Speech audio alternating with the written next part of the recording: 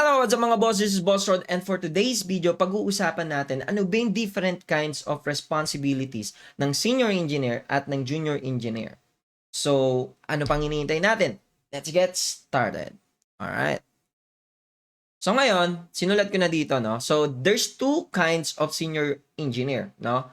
Ang role niya is first, tech lead or individual contributor, no?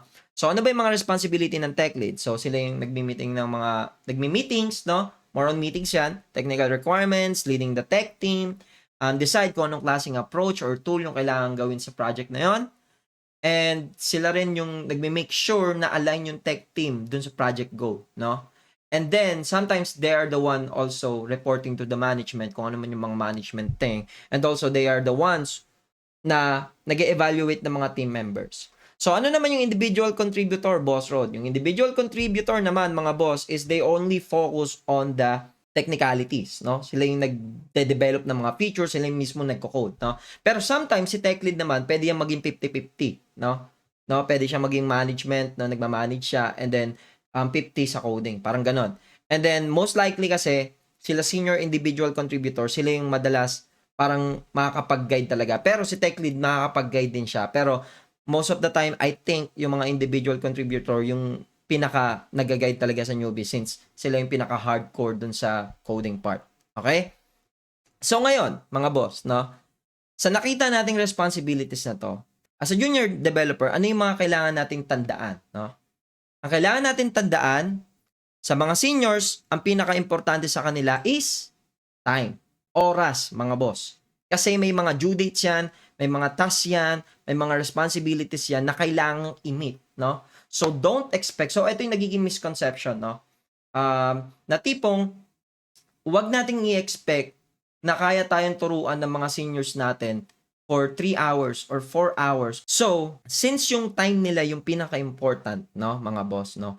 Make sure na pag nag-start na yung mentoring session nyo is, kailangan nyo talagang makinig sa kanila at i-follow kung ano yung mga instruction na bibigay nila, no? But don't expect na makakuha agad kayo ng mga sagot na ganito, ganito agad, ganito ganyan, ganito agad, no? Don't expect that. But I think there are some seniors na ginagawa yun, no? Binibigay agad yung sagot and so on and so on. But I do prepare na hindi ko bibigay agad sa inyo yung sagot. Kasi I want you guys to experience kung paano yun, no? Ano yung mga struggles and so on. But, no? That doesn't mean naman na from scratch nyo yung gagawin, no? Siyempre, as a senior, kailangan namin kayo i-mentor and then, para ma-skip nyo yung mga struggles, no? Pero not all the struggle is may skip nyo. Again, no? Yun yung pinaka-importanting kailangan natin tandaan sa mga senior engineer, no? Mahirap kuhaan sila ng time and at the same time, they have responsibilities, no? We don't want, as a junior engineers, no? Ayaw natin maging hindrance dun sa mga seniors natin. So now, let's go to the junior responsibilities. Okay. So pag-usapan naman natin, ano ba yung mga responsibilities ni junior engineer?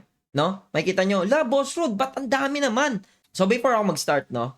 Bakit ang dami? Because yung mga senior nyo is ginawa na rin yan nung junior days nila. Ngayon, no, babasahin natin kung ano yung mga kailangan nyo matandaan or responsibilities nyo as a junior, no?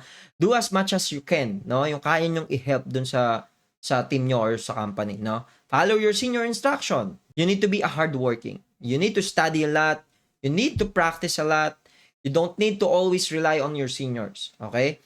Experiment on your own. Discover on your own. Be a good engineer no matter what happened. Be resourceful and be a team leader.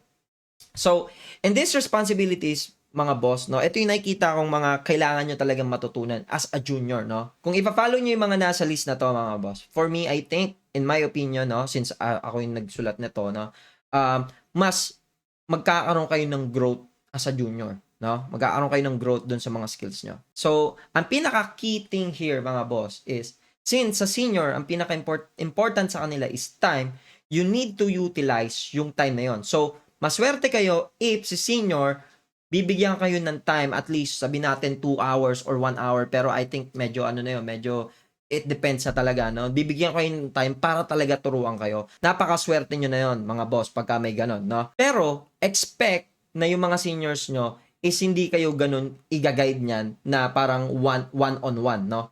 No? Pero minsan i-guide kayo niyan. Pero most of the time, bibigyan kayo ng mga guide niyan or instruction kung ano yung mga kailangan nyong aralin as a junior. Kaya ang kailangan nyong gawin is yung mga nakalista na to. In my opinion, doon kayo mas magiging matibay. Not only on the technical side, but also sa pakikisama dun sa senior. No? And one of the most important thing then is wag kayong maghintay, no, na sabihan ng senior kung kailan kayo gagalaw at kailan kayo hindi gagalaw, no. Wag kayong maging parang robot, no. Just try it on your own. Pagka nabigyan na kayo ng guide, try it on your own. Discover, experiment, no. Pagka may mga problems kayo and so on, immediately i-chat nyo agad sila, no. Immediately chat nyo agad sa mga group chat kasi may mga group chat kayo niyan for sure, no. I-chat nyo agad, wag na kayo maghintay ng call, magganto ganyan, ng ganto ganyan, no. Don't waste time. Okay? Huwag tayong mag-expect ng too much. Huwag tayong mag-expect na ibe-babysit talaga tayo ng mga seniors natin. Siguro there are some seniors na ganon. Pero most of the time walang ganong klaseng seniors, no? So, siguro may every week meron kayong mga session yan, 1 hour or something. Goods na yon mga boss. Huwag na kayong mag-expect ng 2 hours every day, 3 hours every day. So, hindi ganun yung nag-work, mga boss. Okay? So, yun lang yan.